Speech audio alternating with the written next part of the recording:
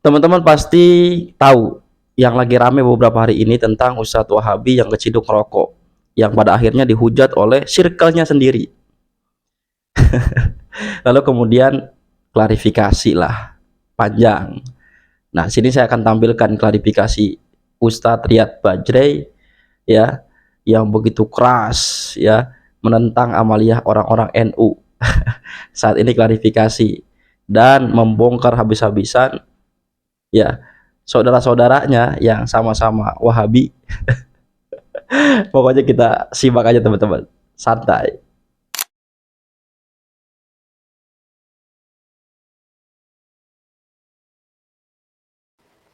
Ketika mulai ngaco, di luar kuasa, cabut diri. Oke? Karena kita sadari kelemahan kita.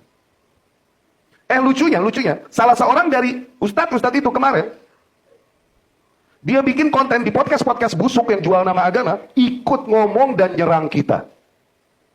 Tuh, asal kalian tahu busuknya para pemain di situ. Ikut ngomong dan nyerang kita. Ana akan gambarkan sedikit untuk kalian busuknya mental orang-orang sosmed, konten kreator, hamba-hamba algoritma, dai-dai yang nebeng tenar ini. Apakah kalian tahu? Ada satu podcast yang dulu Ana arahkan sejak pendiriannya. Karena mereka memang para sahabat dekat. Tapi kesimpulan akhirnya memang ahli tauhid nggak bisa bareng sama hamba medsos dan hamba algoritma. Kita ahli tauhid, apa-apa fokusnya di tauhid, di ikhlas, ngehindarin ria, ngehindarin sum'ah, ngehindarin pencitraan, loh, pagar manhaj disiplin dan lain-lain, itu kita. Mereka fokusnya justru perhatian makhluk, views makhluk. Nah, susah, nggak bisa nyambung memang. Emang nggak bisa nyambung, usulnya udah beda. Pagar manhaj kalau misalnya bertentangan dengan keuntungan dan lain-lain, ya diterabas deh. Itu kesimpulannya ujungnya itu. Ya? Busuknya gocekan mereka luar biasa. Mereka adalah para sahabat kami. Ya? Kita sudah penuhi hak-hak mereka untuk dinasehati, dihusnudzonin, dan dikasih uzur bertahun-tahun. Host podcaster ini dari Jakarta ujung datang ke Rahmi Atas ini, duduk yang di depan. 2 kali kedatangan Anda ingat. Masya Allah. Pulangnya ke rumah mamah Ane, duduk majelis makan nasi uduk. Nongkrong ngobrol bercanda sama abang Ane. Dia lakukan semua hal itu sebagai upaya supaya Ana lunak dan mulai mau masuk jadi pemateri di podcastnya. Tadinya Ana nggak mau. Cuman karena ngelihat demikian, mau terima nasihat, mau diarahkan perkara manhaj, diarahkan dan lain-lain. Akhirnya oke, kita masuk ke podcastnya. Sekali, 2 kali. Setelah Ana masuk, pertama kali, udah sejak itu nggak pernah datang kajian lagi. Tuh. Kami ajak terus ngaji dan nasihati terus, supaya dia nggak makin larut dengan fitnah ketenaran dan medsos. Mereka ngomong agama terus di medsos soalnya, di podcastnya. Tapi nggak mau duduk ngaji, maka jadi fix jualan agama nantinya. Kalau memang mereka peduli kepada agama, harusnya duduk nuntut ilmu, cari hidayah buat diri dan keluarganya. Nggak ada jalan lain. Makanya Anda bilang mereka harus hadir dan duduk kajian. Tapi tetap nggak mau datang. Bahkan diadakan kajian di kantornya, di kantor podcast itu. Anda belain, ya udah, seminggu sekali ke sana, nggak datang. Dibikin 2 minggu sekali, kagak datang juga. Kita ngajar di Jaksel, nggak datang juga. Tapi tiap kali ditelepon, dinasehati, ditegur, dia bilang, iya, gue janji datang, gue janji datang. Begitu. Tetap dia nggak pernah datang. Janji begitu ringan di lidahnya. Masih kita kasih uzur beberapa lama. Kita dekat luar biasa secara personal. Bahkan ketika terjadi sebuah permasalahan antara dia dengan istrinya, tahu-tahu dia telepon, Jal, masuk gue dibilang begini. Ntar bakal jauh, nih lu ngomong sama bini gue. Tuh, dikasih gelagapan gak gue? Suruh ngomong sama bininya. Ustadz mana yang sedekat itu sampai digituin?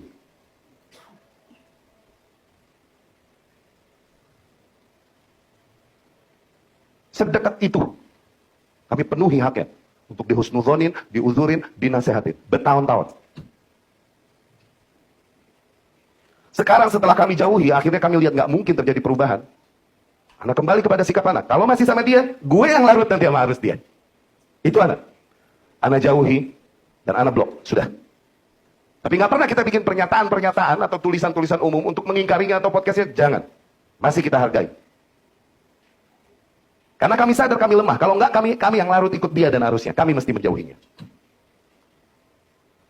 Tapi setelah kami jauhi, terlihat dia makin liar. Dia undang dai-dai ahli bid'ah, yang fix ahli bid'ah, dan dia tahu itu ahli bid'ah ketika dulu dia bersama kita.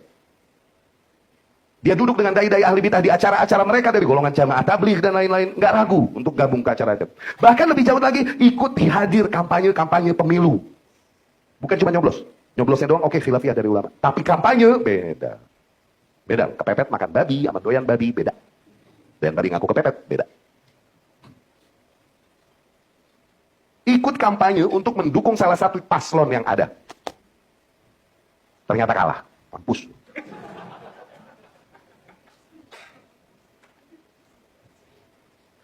Apakah kalian tahu? Dia tukang gocek ustadz-ustadz. Dia ngakak happy kalau udah bisa ngegocek dan manfaatin ustadz-ustadz untuk kepentingan pencitraan dan besarkan program podcastnya. Sifat nifak kental luar biasa padanya. Sekarang mereka bersama, itu ustadz yang dulu yang aneh bawa kepada mereka. Tuh ustadz yang vapean itu dulu tuh. Aneh yang bawa dan kenalkan kepada mereka. Dia dan gengnya, aneh yang bawa kepada mereka. Ustadz itu, yang kemarin ikut, bikin podcast nyerang kita. Nih ustadz dulu, ketika aneh bilang, aduh aneh gak bisa, vapean batuk kalau tidur terus amantul. Nih ustadz yang bilang, oh itu ente pertama doang. Aneh juga gitu dulu pertamanya. Tuh ustadz, kemarin dia bikin podcast ikut nyerang kita. Di prank gak gue? Dia yang nasihatin Andi, enggak itu pertama doang, lama-lama ente enggak. Oke. Bahkan berdasarkan kesaksian teman-teman ya, dia yang ngajarin sama teman-temannya, apabila ini sesuatu yang layak untuk dikonsumsi, maka kita konsumsinya dengan bismillah. Dia yang bilang. Benar, itu kaidah benar gak? Benar, sesuatu yang layak dikonsumsi. Cuma asal lu tahu itu dia begitu. Sekarang dia bikin, Allah, pada cuci tangan bareng, bikin pernyataan di medsos-medsosnya, dan lain-lain, nyerang kita. Bareng sama ahli bid'ah, ahlu thawrah, ahlu syubhat, yang lagi pada nyerang kita. Allahu Akbar. Tuh, asal lu tahu. Jiwa khianat dan pengecut mereka nyambung satu sama lain rupanya. Sekarang mereka terus masih berjalan bersama. Bahkan bikin konten ngenyek-ngenyek, cemooh, ikut bicarakan dan serang ana di kasus ini. Mereka bilang bahwa kami nggak belajar kepada ulama, nggak duduk bersama ulama. Jurusnya itu doang dari dulu. Orang yang jurusnya begitu berarti nggak punya kekuatan hujah akhirnya. Dia cuma banggain sebelah situ aja. Bawain dalil, bawain kaidah. Jangan bilang ente murid siapa, ente guru siapa, ente duduk di mana lu. Dalil lu apa, kaidah lu apa? Ini Ustadz aneh yang masukin ke podcast itu. Dia dan kawan-kawan vape ini. Aneh yang masukin ke situ. Wallahil azim. Aneh begitu dekat sampai aneh tahu tentang. Tahukah kalian siapa yang nyerang kita? Dan kalau mereka memang masih di atas manhaj ahlus sunnah, harusnya nih, kaidah adabnya nih. Kalau mereka memang masih berada di atas manhaj ahlus sunnah, manhaj yang sama dengan kami, katakanlah kita beda pendapat masalah fikih ini. Tapi apakah mungkin mereka sengaja membuat konten, mengolok, ikut membuli demikian, di saat seperti ini, yang mereka tahu bahwa para ahli bid'ah dan orang-orang yang menyimpang sedang menyerang serempak kepada kami. Katakan kita beda pendapat di fikih. Apakah kalian tahu? Padahal ini lucunya, di kantor podcast itu dulu kita diskusi masalah rokok. Dulu. Dan kita vapean bareng di kantor itu. Ini host juga yang ngomongin kita itu dia. Dia vapean. Lu mau beda-bedain vapean rokok? Dia vapean juga. Hampir semua pegawai podcast itu ngerokok dan vapean. Banyak ustadz-ustadz geng-gengnya yang hadir juga di diskusi itu. Tuh ustadz-ustadz grup vapean. Nggak ada yang bisa patahkan hujah kita di situ ketika itu. Nggak ada yang bisa patahin. Dalil dan hujah mantik mereka blunder dan itu doang dari zaman dulu. Makanya gampang dipatahin. Bahkan di akhir diskusi, karena kami masih hormati nih ustadz-ustadz tadinya. Kami hargai keilmuannya, keluasan ilmunya. Kami husnudzon. Di akhir diskusi, dia yang nasihatkan kami untuk tutupi dan jangan umbar permasalahan ini. Di depan umum. Kami terima nasihatnya. Kita bilang, Ustaz, kenapa kita mesti ngomong? Karena ikhwan ini pada zalim tanpa mereka sadari. Mereka nggak tahu mana permasalahan khilafiyah izdiah. Akhirnya mereka memfasikkan, memusuhi. Karena kasus demikian. Kita mesti bongkar ini di dalam permasalahan umum. Kata dia, oh kalau gitu itunya yang ente perbaiki. Mindsetnya. Bahwa kalau furu ijtihadiyah nggak boleh dibawa ke permusuhan. Jangan masalah rokoknya ente bawa di umum. Kata dia gitu. Sekarang dia bikin nyerang gue, no. Di prank gila nggak gue? Dulu kita terima nasihatnya. Kita punya satu folder, kita udah siapin. Isinya hujah-hujah untuk menegaskan hukum asal rokok tetap di asal dan tidak berubah ke haram. Cuma karena nasihatnya dan lain-lain, oh iya ya nggak worth it ya. Digebrak permasalahan sepele demikian nanti jadi ribut. Kita hapus folder kita. Karena nasihatnya. Dia ngomong di podcast kemarin nyerang gue. Astagfirullah. Itu culasnya, kalian tahu.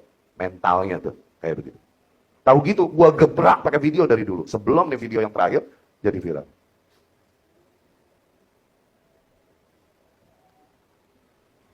Sekarang benar-benar beyond imagination, di luar bayangan luar biasa. Mereka duduk bareng, ngonten di podcastnya, ikut bahas, ngenyek, mencemooh kasus yang terjadi pada kita sekarang. Dan mengajak kebencian manusia pada kita karena kasus ini. Subhanallah, luar biasa. Hasbunallah wa ni'mal wakil. Demikian ikhwati rahimakumullah, di luar imajinasi dan akal sehat kita. Ternyata akhirnya mereka ikut bikin konten dan ikut menekankan serangan pada kami.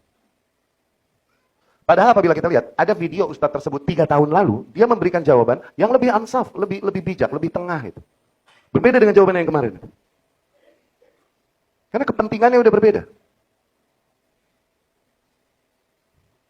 Ya?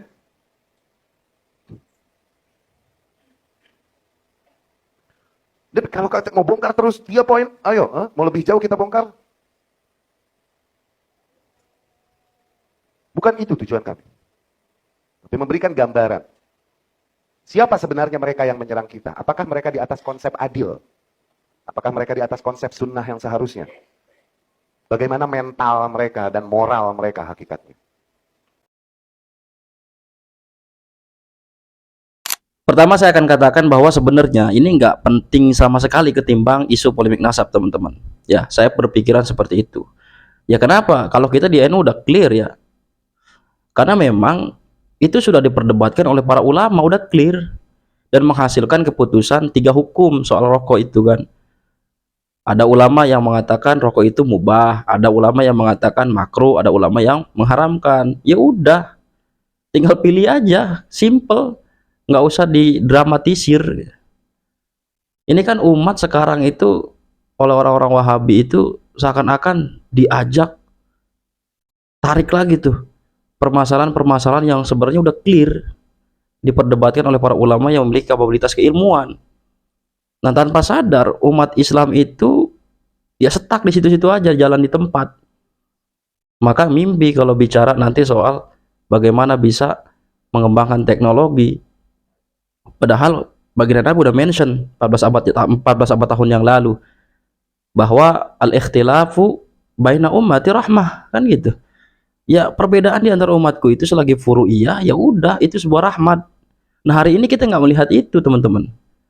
Gara-gara ulah si Wahabi yang cenderung selalu menyerang amaliyah yang memang notabene beda dengan mereka, yaitu orang-orang NU kita.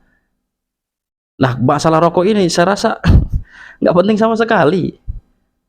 Seharusnya tokoh agama itu tinggal berikan saja kepada umat edukasi bahwa ini loh, ada ulama yang mengharamkan, ada ulama yang membolehkan, ada ulama yang memakruhkan. Tinggal pilih aja sok, udah.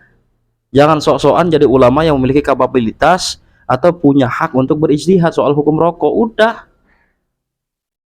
Maka saya pikir antara Wahabi sama Ba'alwi ini memiliki kontribusi kepada umat Islam di Indonesia ini untuk membodohkan, teman-teman. Ya, soalnya itu selalu menarik-narik sesuatu yang memang sudah clear secara hukum. Contoh ada lagi isu musiman, seperti hukum mengucapkan selamat Natal. Itu kan juga ada ulama yang mengatakan boleh, ada ulama yang mengharamkan. Ya udah clear, ngapain maksa-maksain pemahaman kita kepada orang? Nggak bakalan bisa. Orang juga punya pandangan sendiri kan gitu. Yang salah adalah ketika kita memiliki pemahaman yang berbeda dengan orang, kita menyerang. Itu kan orang-orang Wahabi kerjaannya. Makanya sekarang kalau tampakkan tuh ya kebusukan mereka tuh. Makanya ayolah, ini kita kalau dilihat sama orang non muslim bagaimana sama orang-orang umat yang lain, umat Islam kayak gini terus. Bangsa-bangsa yang lain udah bicara teknologi, kita masih bicara hukum aja, hukum. Agak maju-maju umat Islam kalau begini. Maka saya bilang tadi di awal ya, ini nggak penting sama sekali menurut saya. Ya cuman ya buat hiburan aja nggak apa-apa, selingan. Dan sekalian saya mau trigger lah. Kalau sesuatu hukum ya sudah diperdebatkan lama dan udah ada hasil putusan hukumnya, ya tokoh agama itu seharusnya udah persilahkan umat itu pilih, yang penting nggak keluar dari prinsip Ahlussunnah wal Jamaah dalam menetapkan hukum. Apa? Quran, sunnah, hadis. Quran, sunnah, qiyas, dan ijma dan qiyas. 4 tuh patokan Ahlussunnah wal Jamaah dalam beristinbat hukum Quran, sunnah atau hadis, ya kan, ijma wa qiyas, udah clear tuh. Ngapain pusing-pusing sih? Setelah itu berbicara sesuatu yang memang urgent, tatap masa depan, jangan mundur lagi jalan di tempat setak. Ya udah clear, wassalam kalau kayak gitu. Wahabi kebiasaan kayak gini terus nih, ya akhirnya bongkar-bongkaran aib di media sosial. Berbeda nggak jadi masalah, lu mau kayak gimana juga ibadah nggak jadi masalah kalau memang ada dalilnya gitu, ada asarnya, ada hujahnya. Asal jangan serang orang yang ibadah gitu, jangan serang-serang ibadah orang lain, dibilang ini bid'ah lah, ini musyrik lah, kata nggak ada dalilnya lah, peyang pala lu nggak ada dalilnya. Emang ulama-ulama di NU orang-orang nggak ngaji? Ampun ampun, Wahabi udahlah, tobat lah, jangan ngerasa paling bener, jangan ngerasa paling sok milikin kunci surga gitu loh. Umat Islam jangan dicekokin, jangan diajak mundur terus ke sesuatu yang memang udah clear gitu loh. Ya, salam waras. Terus jaga, kawal ulama Nusantara, jaga persatuan NKRI, harga mati.